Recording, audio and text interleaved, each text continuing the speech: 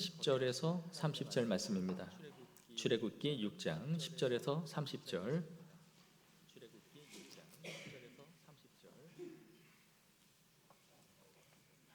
10절에서 30절 말씀 교독하겠습니다. 제가 먼저 읽겠습니다. 여호와께서 모세에게 말씀하여 이르시되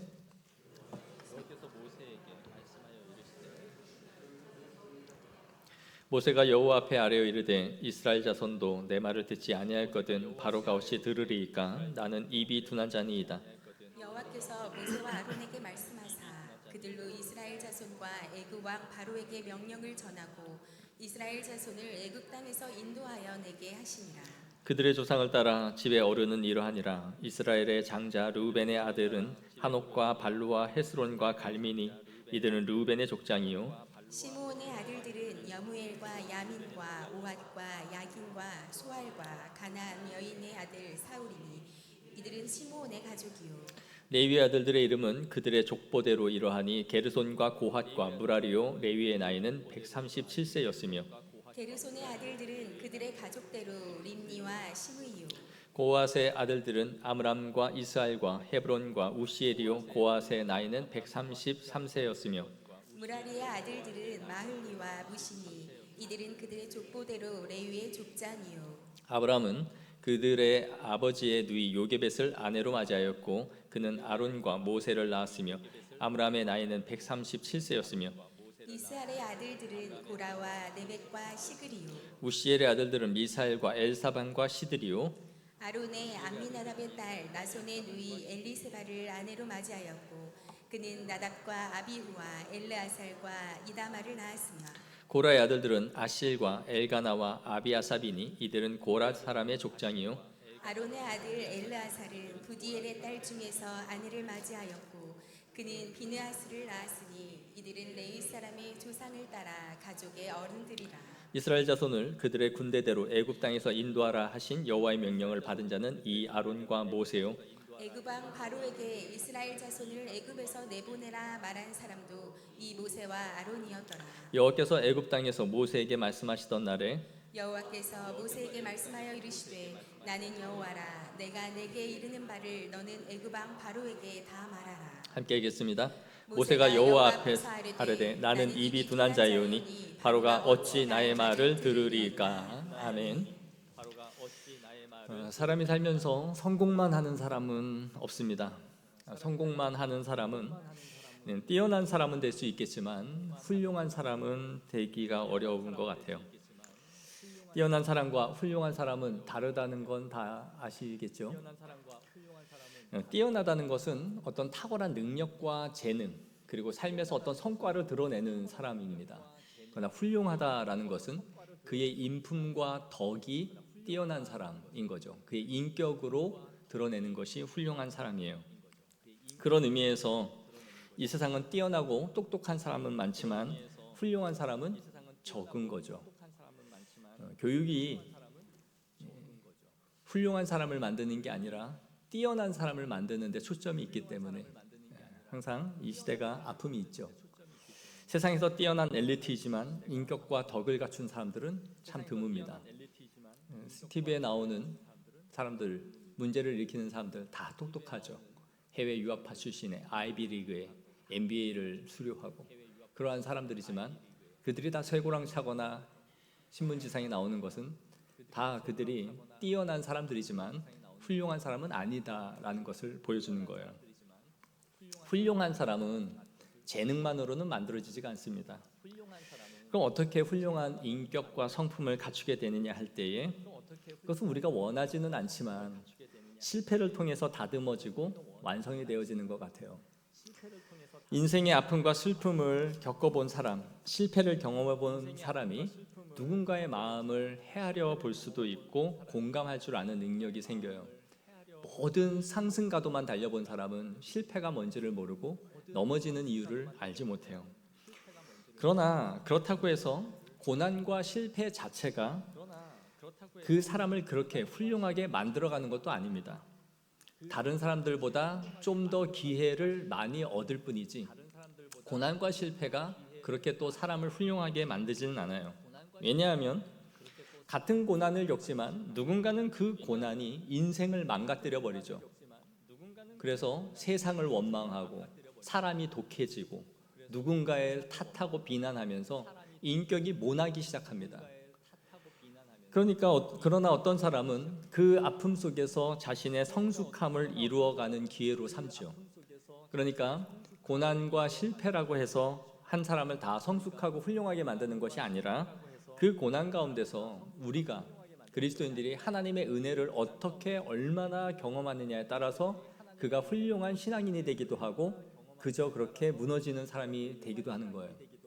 즉 우리의 삶을 하나님의 은혜가 깎고 다듬어서 우리의 인품과 성품을 주님의 성품으로 닮아가게 하시는 주님의 은혜가 있을 때에만이 그 아픔 속에서 우리의 신앙이 자라간다라는 것이죠. 모세는 실패의 사람이었습니다. 애굽의 왕자로 이스라엘을 구해보려고 했지만 자신의 성정을 이기지 못하고 사람을 죽이죠. 그리고 도망을 쳤습니다. 40년의 세월이 흘러 하나님께서 부르셨지만 그리고 그의 명령대로 바로에게 가서 전하라 하여 우리를 출애굽시켜달라라고 요청했지만 거절당하죠. 그리고 그로 인해서 이스라엘 백성들이 더 큰 고난을 받게 되고 모든 원망을 모세에게 쏟아놓기 시작합니다. 그는 또다시 실패를 경험한 거죠. 그런데 여러분 이렇게 실패를 거듭하고 있을 때 우리의 실패가 회복되어지는 데 있어서 가장 필요한 게 뭘까요? 실패한 사람이 다시 회복되어져서 일어서게 하는데 가장 중요한 게 뭘까요? 그것은 그 실패한 것을 다시 시도하여 실패를 성공의 기억으로 바꾸는 것입니다. 하지만 실패를 반복하면 사람은 더 이상 도전하지 못해요. 왜냐하면 실패가 두렵기 때문이죠. 사람의 인생에 있어서 자존감을 높이는 데 있어서 중요한 것이 작은 성공을, 작은 성취를 반복하여 경험함으로써 긍정의 기억들을 많이 갖는 것이다라고 해요. 소소하게 내가 이룬 작은 삶의 부분들을 많이 내가 좋은 긍정의 기억들로 갖고 있는 사람이 자존감이 높다라는 거예요. 그러니까 무언가를 이루었을 때 우리가 작은 것에 칭찬을 많이 어릴 때 들어야 되는 거죠. 그러니까 자존감이 높아지기 위해서는 이 긍정의 신호들을 많이 갖고 있어야 한다라는 건데 역설적이게도 실패를 이기는 방법은 다시 도전해서 그 실패의 기억들을 긍정 신호로 바꾸어 놓는 것입니다.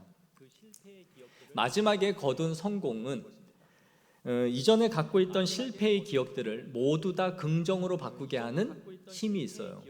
그래서 이전에 그 실패들이 이러한 과정 때문에 내가 성공을 할 수 있었구나라는 것으로 최종적으로 긍정의 신호로 바꾸어 놓는 것이죠. 그래서 우리가 하나님을 만나게 되면 이전에 우리의 인생 가운데 겪었던 아픔이나 삶의 질고와 같은 것들이 긍정의 기억들로 다 바뀌는 것을 경험하게 되는 거예요. 이전에는 이 모든 게 나를 부수고 원망의 거리로 만들었던 게 하나님을 만나고 난 이후에는 그래서 하나님이 이런 어려움을 나에게 주셨었구나. 나를 이렇게 깎고 다듬기 위해서 지금 이 사명을 이렇게 감당하게 하기 위해서 그러한 상황들을 인도하셨구나. 그래서 나를 이런 가정에 태어나게 하셨구나. 그리고 그 사람을 내가 만나게 되었구나 라는 것을 알게 되죠. 그래서 우리의 모든 삶의 기억들이 주님의 손 안에서 긍정의 신호로 바뀌기 시작하는 거예요. 모세는 지금 실패에 대한 기억들로만 가득 채워져 있습니다. 애굽에 있을 때 이스라엘을 구해보겠다고 섣부르게 나섰다가 실패를 했고 사람을 죽였고 도망을 쳤어요. 그리고 하나님의 부름을 받았고 그리고 그 명령대로 바로에게 가서 내 백성을 보내달라라고 했지만 바로는 콧방귀를 퀴죠. 그리고 이스라엘 백성들이 더 큰 고난을 받게 되고 자신의 마음은 이스라엘 백성들에게 전혀 전달이 되지 않습니다. 자신으로 인해 노역이 더 심해지니까 원망을 자신에게 쏟아놓기 시작해요. 이런 상황 속에서 모세는 자존감도 사명도 바닥을 치기 시작해요. 그래서 이 일을 시작할 때부터 내가 하고 싶어서 한 일도 아니잖아요. 하나님이 부득불 나를 밀어붙이셔서 이 일을 감당했는데 그 결과도 이 모양이니 모세는 그 원망을 이제 하나님께 쏟아놓기 시작하는 거예요. 왜 내가 한다 그랬습니까? 왜 나를 보내셨냐라는 거죠. 이런 상황 속에서 하나님은 10절 11절에 이렇게 말씀합니다. 여호와께서 모세에게 말씀하여 이르시되 들어가서 애굽 왕 바로에게 말하여 이스라엘 자손을 그 땅에서 내보내게 하라. 다시 가서 바로에게 말하라는 거예요. 내 이스라엘 백성들을 보내게 해달라고 요청하라라는 겁니다. 방금 가서 뺨 따고 맞고 나온 사람한테 또 가서 같은 말을 하라라고 말씀하시는 거죠. 모세는 12절에 말해요. 이스라엘 자손도 내 말을 듣지 아니할거든 바로가 어찌 들으리이까. 내 자식도 내 말을 안 듣는데 네 집 자식이 제 말을 듣겠습니까? 라는 거죠. 그러면서 그가 늘 입버릇처럼 하는 말이 있죠. 나는 입이 둔한 자입니다. 지난주에 하나님이 이전에 나는 전능하신 하나님으로 나타났으나 너희에게 여호와로는 나타나지 않았다. 이제 내가 여호와로 너희에게 보여주겠다라고 하셨어요. 그것이 언약을 성취하시는 하나님임을 말씀드렸죠. 얼마나 이것을 확실하게 성취하실지 7가지로 말씀드렸습니다. 다시 반복해서 한번 보면 첫째, 내가 빼내겠다. 둘째, 내가 건져내겠다. 셋째, 내가 속량하겠다. 넷째, 내 백성으로 삼겠다. 다섯째, 너희의 하나님이 되겠다. 여섯째, 너희를 약속의 땅으로 인도하겠다. 일곱째, 그 땅을 기업으로 주겠다라는 거예요. 모두 다 이 말은 1인칭으로 사용되었습니다. 내가 이루겠다라는 거죠. 다 내가 하겠다. 그러면 모세는 뭘 하면 됩니까? 너는 가서 전하기만 해라라는 거예요. 가서 바로에게 내가 시키는 말대로 말만 하면 된다. 모든 능력은 다 내가 할 거다. 네 능력을 가서 보여주라는 게 아니라 너는 가서 바로에게 내가 하라는 말만 전하고 와라라는 거예요. 그런데 모세는 하나님의 능력으로 보여진다는 것을 내 개인의 능력의 차원으로 돌립니다. 하나님이 1인칭으로 내가 할 거야 라고 말했는데 모세도 똑같이 자기도 1인칭으로 받아요. 뭐라고요? 나는 입이 둔한 자입니다. 하나님도 1인칭으로 말하니까 자기도 1인칭이에요. 우리의 신앙에 있어서 1인칭으로 말할 수 있는 분은 하나님밖에 없습니다. 내가가 주어가 되는 경우는 다 실패해요. 내가 했습니다. 나는 할 수 있습니다. 라는 말은 성경에서 성립되지가 않아요. 유일하게 할 수 있다 라고 말하는 부분이 있는 것 같아요. 빌립보서 4장 13절에 바울은 내게 능력 주시는 자 안에서 내가 모든 것을 할 수 있느니라 라고 말하죠. 그래서 어디 가면 뭐 사업장에 이런 거 꼭 붙어 있죠. 근데 여기서는 전제가 있어요. 주 안에서 내게 능력 주는 자 안에서 내가 할 수 있다라는 대전제가 있는 것이지 내가 할 수 있다라는 자신감을 불어넣는 말이 아니에요. 모세는 실패 속에서 나로 다시 돌아온 겁니다. 내가 이제 여호와로 보여주겠다라고 말씀하시자 그 하나님의 말씀을 나는 입이 둔한 자입니다 라는 자신의 능력으로 되돌린 거예요. 우리의 신앙의 걸림은 항상 여기죠. 나로 돌아가는 겁니다. 내가 뭘 해야지. 내가 무언가를 이루면 우리는 교만해져요. 그리고 실패를 하면 열등감과 좌절감이 생겨요. 우리가 주님을 앞세우지 않으면 이 둘 중에 하나로만 귀결이 됩니다. 지가 잘나서 교만하고 남보다 우월하다라는 마음으로 누군가를 내려보든가. 그래서 내가 제일 잘난 거죠. 그리고 실패를 하면 열등감으로 귀가 죽는 거예요. 앞서서 그랬죠. 훌륭한 사람과 뛰어난 사람의 차이가 있다. 뛰어난 사람은 내 능력을 보이는 사람들이에요. 내가 했고 내가 이룬 사람들. 그러나 훌륭한 사람은 신앙의 훌륭함이란 하나님의 힘으로 그 일을 감당하는 사람만이 인격과 성숙으로 나아가는 거예요. 그러니까 우리가 내가 하여 이루는 뛰어남이라는 것은 하나님 앞에서는 다 실패요. 교만은 패망의 선봉으로 가는 거예요. 그래서 우리가 하나님 앞에서 내가 주어가 되는 순간 우리는 다 무너지는 겁니다. 신앙이란 성공과 성과라는 행위로서가 아니라 우리가 누구인가 하는 존재가 중요하다는 것을 알아야 돼요. 우리의 존재가 하나님 앞에서의 평가인 거지 우리의 능력과 성과로 드러내는 게 아니에요. 오늘 본문에 하나님이 다시 가라라는 말씀은 이 모세를 매몰차게 푸시하고 있는 것처럼 보여지지만 오히려 모세를 다시 세우고자 하시는 하나님의 방법이에요. 그의 실패를 긍정으로 바꾸어 놓으시고자 하시는 하나님의 방법이라는 거죠. 그걸 어떻게 알 수 있느냐면 14절에서 27절까지 나오는 이 모세와 아론의 계보를 보면 알 수 있습니다. 14절에 보시면 그들의 조상을 따라 집의 어른은 이러하니라 이렇게 말씀하면서 르우벤의 아들의 족장이 나와요. 그리고 15절에는 시몬의 아들들의 족장이라고 해서 이름이 나오고 16절은 레위의 아들들의 이름이 나옵니다. 복잡하게 나온 것 같지만 그 표를 보시면 이 세 아들의 이름이 나오면서 레위의 족보를 따로 빼서 세 아들 게르손과 고핫과 무라리가 나오죠. 그리고 거기에 고핫의 후손으로 아므람, 이스랄, 헤브론, 우시엘 이렇게 아들이 나오고 그 아므람의 아들로서 모세와 아론이 나오는 거예요. 표로 정리하면 뭐 간단하게 저렇게 그릴 수 있는데 근데 여러분 이 족보가 왠지 좀 뜬금없다라는 생각이 들지 않습니까?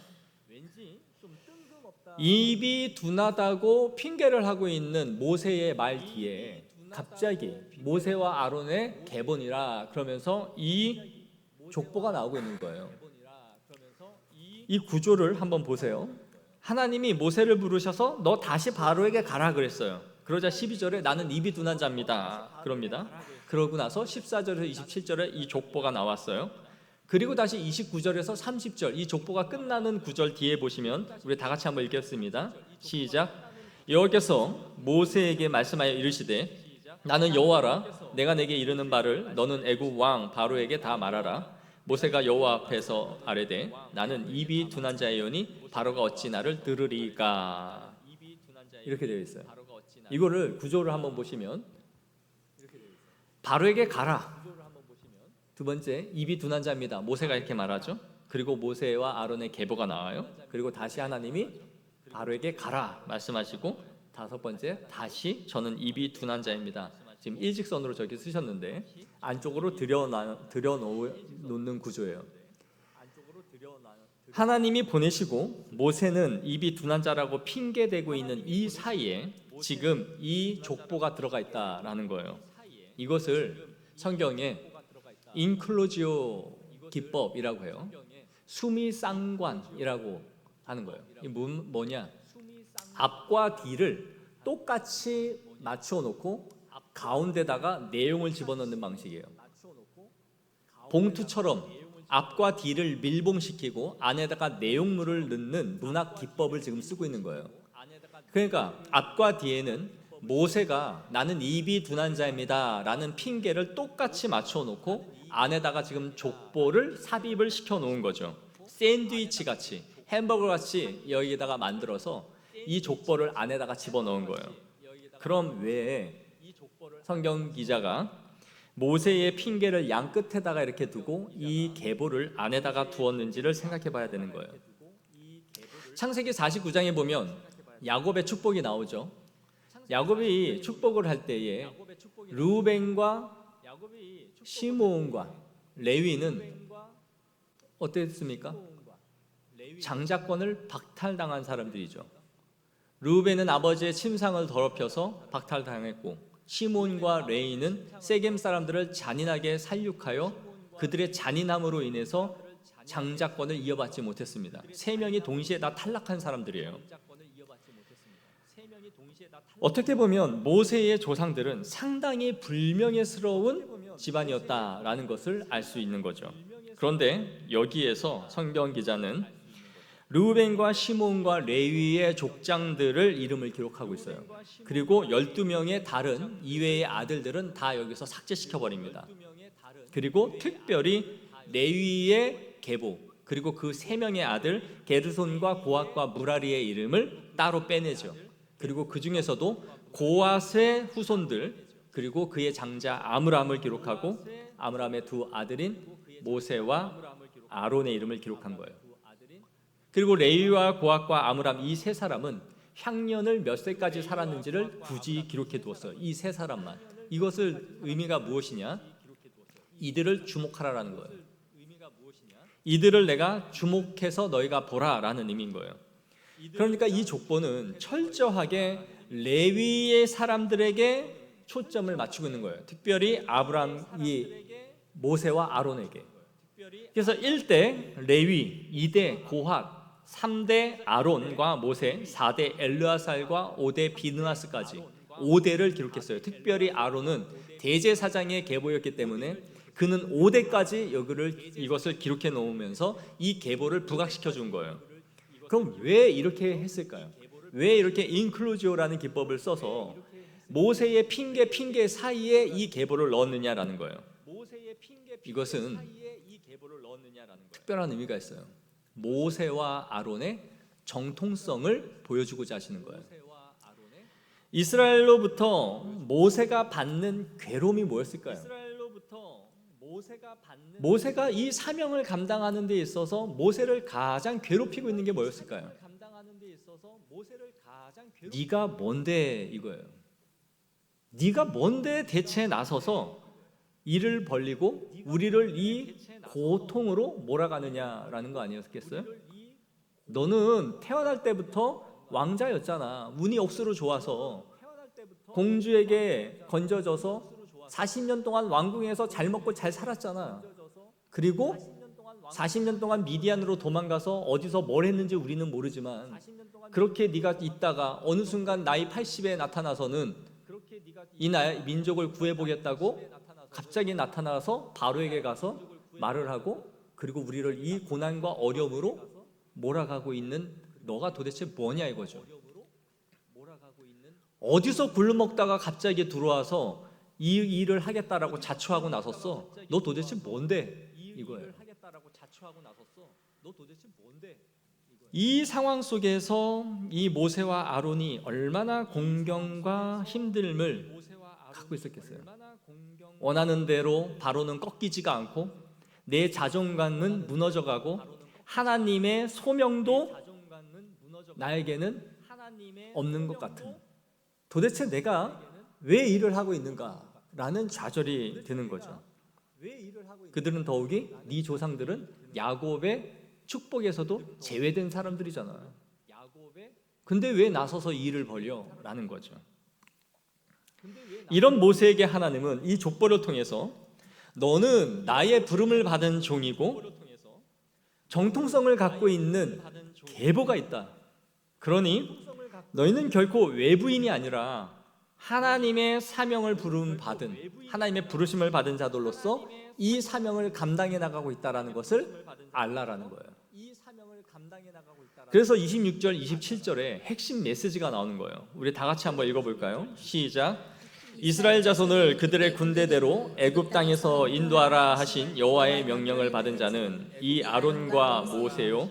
애굽 왕 바로에게 이스라엘 자손을 애굽에서 내보내라 말한 사람도 이 모세와 아론이었더라. 아멘. 이것을 못 박아주는 거죠. 여호와의 명령을 받은 사람도 아론과 모세고 애굽에서 보내라고 말한 사람도 모세와 아론이다. 내가 모세와 아론에게 말을 하라 했고 내가 바로에게 가라 했고 내가 보냈다.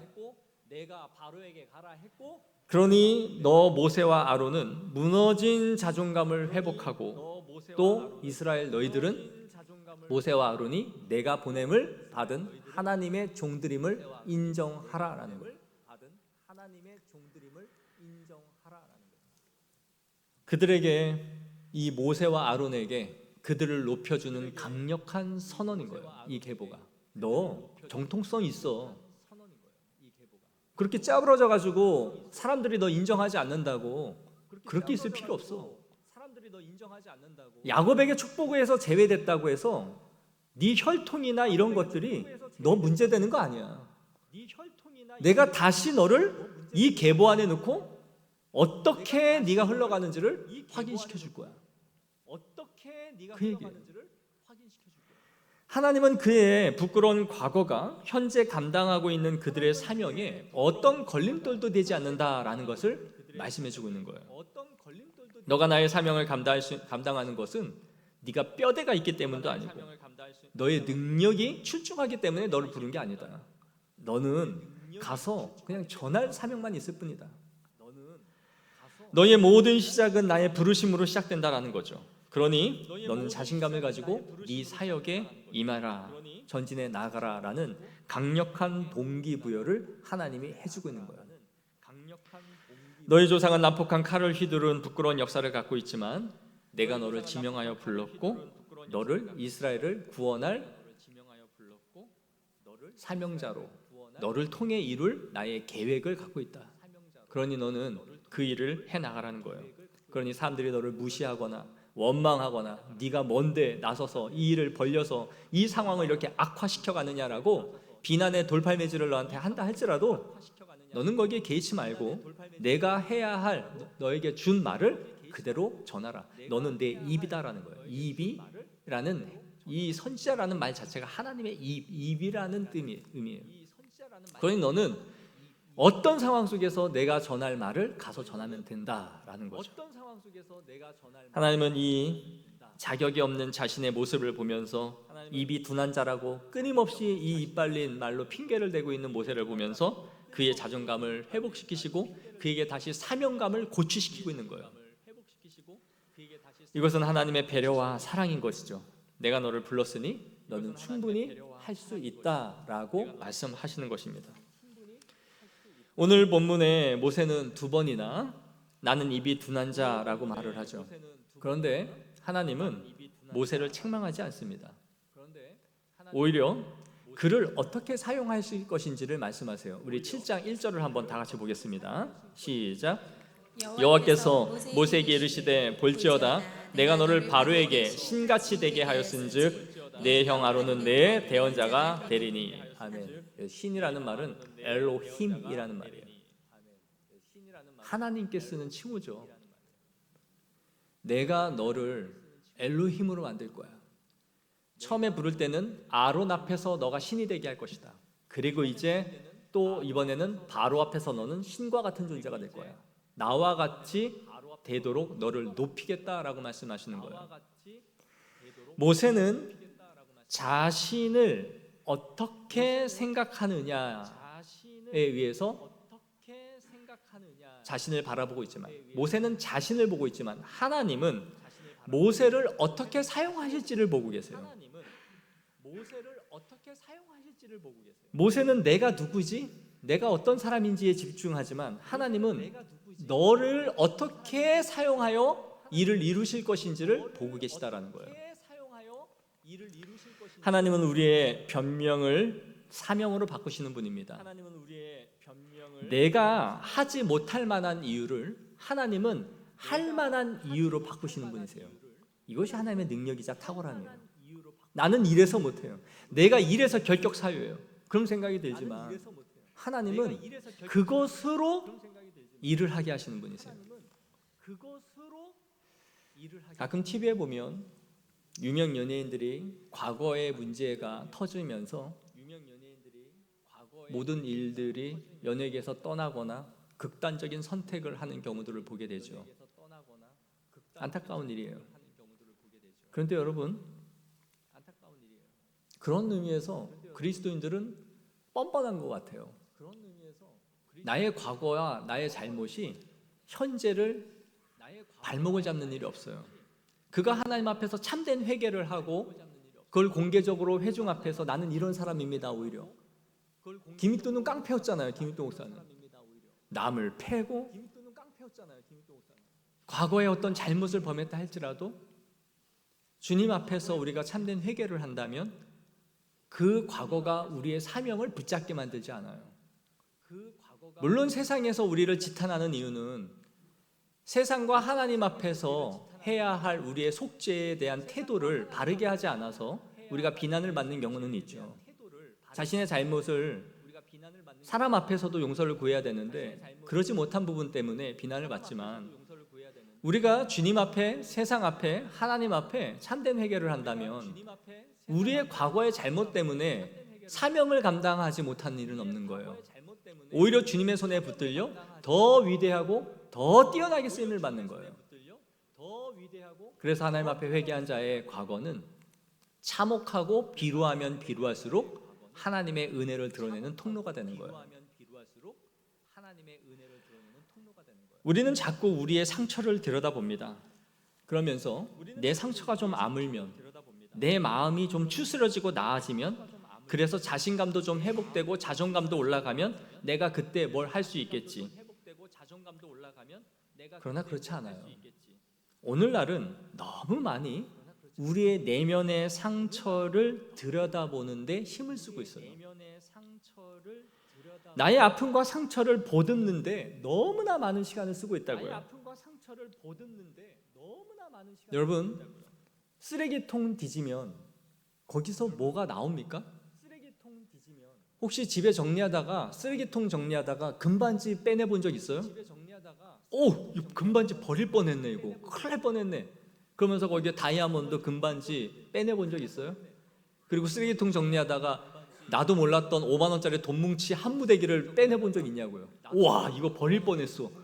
와, 이제 쓰레기통 자주 뒤져야지. 한 번씩은 꼭 뒤지고 버려야지. 이 버리다가 금반지도 버릴 수 있고 돈 뭉치도 버리니까 이거 꼭 뒤지고 버려야지. 아무것도 안 나와요, 여러분. 거기 들쑤셔봐야 썩은 내만 나고 곰팡이만 펴있죠, 그 안에. 근데 우리는 자꾸 지나간 내 과거의 쓰레기통을 뒤져요. 그래서 내가 신앙으로 제대로 살지 못하는 이유가 그것 때문이라 생각하는 거예요. 이것 때문에 나는 뭐가 안 되고, 이것 때문에 사명을 못 감당하고, 이렇기 때문에 나는 예배드릴 수 없고, 이렇기 때문에 하나님 앞에 기도할 수 없고, 이렇게 자꾸 내 속 안에 있는 쓰레기를 파헤치는 행동들을, 쓰레기통을 뒤지는 일을 반복한다고요. 그러나 그 안에는 선한 게 나오지 않아요. 하나님은 우리에게 더 큰 사명을 주심으로 전진해 가게 하시는 분이에요. 우리는 내 문제를 다 해결하고 나서야 하나님의 일을 할 수 있다라고 말하는 사람들이 아닙니다. 그건 지금 모세의 핑계예요. 오히려 주님이 주신 사명을 감당하다 보면 우리의 자존감은 회복되어져 있고 내 안에 썩은 내 나는 악취들, 상처들이 치유되어져 있는 것을 경험하게 돼요. 예전에는 거기에 굉장히 골몰하고 살았는데 주님을 하다 보니까 그 기억을 나도 모르게 잊고 있는 거죠. 예, 제가 여러분에게, 여러분 호랑이 생각하지 마세요. 호랑이 절대 생각하지 마세요. 지금부터. 그러면 어때요? 모르던 호랑이도 생각이 나죠. 지금부터 호랑이 생각하지 말라고 했어요, 제가. 그럼 자꾸 호랑이가 생각나요. 여러분, 과거의 상처 잊으세요 하면 자꾸 과거의 상처에 우리는 매달려 사는 거예요. 그게 인생이에요. 쓰레기통 뒤지지 말라고 하는데 자꾸 쓰레기를 뒤진다고요. 하나님은 우리를 자존감을 높이시고 회복시켜 치유하는 것을 사명을 통해 이루어 가십니다. 모세는 준비되지 않았고 담대하지도 않고 자존감도 없어요. 그러나 하나님은 자존감을 생길 때까지 내버려 두는 게 아니라 다시 가라, 그렇게 말씀하시는 거예요. 다시 바로에게 가라. 이 모세에게는 굉장한 부담이 있는 말이지만 이것이 그의 실패를 성공의 기억으로 바꾸시는 하나님의 방법인 거예요. 사명을 불어넣으신다고요, 우리에게. 그래서 여러분, 사명을 감당하는 사람은 늙지 않아요. 힘과 패기를 갖고 살아요. 왜요? 내가 주님 앞에서 해야 될 일이 있기 때문에. 저 안 늙잖아요. 하나님은 우리를 절대로 과거에 묶어두시는 분이 아닙니다. 하나님의 사명 안으로 밀어넣으셔서 우리를 회복시키시는 분이에요. 우리의 자존감은 사명을 감당하는 것을 통해서 회복되는 거예요. 그래서 구겨지고 찌그러지고 얼룩진 우리의 자존감을 하나님의 사명의 다림질로 펴서 빤빤하게 각지게 멋있게 만드시는 분이에요. 그래서 사명을 감당할 때 우리는 제일 멋있는 사람이 돼요. 제가 20대 때 사진을 보면 참 멋있습니다.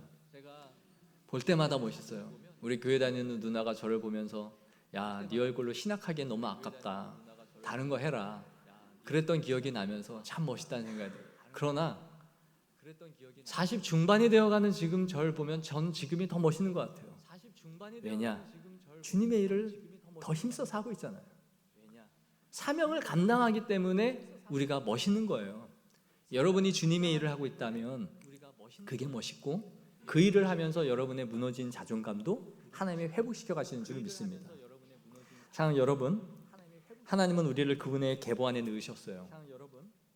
나는 못합니다. 나는 부족합니다. 나는 이런 인생을 살았기 때문에 이거밖에 안 됩니다. 라는 우리의 그 핑계와 원망 사이에 그리스도의 계보의 족보를 거기다 넣으신 거예요.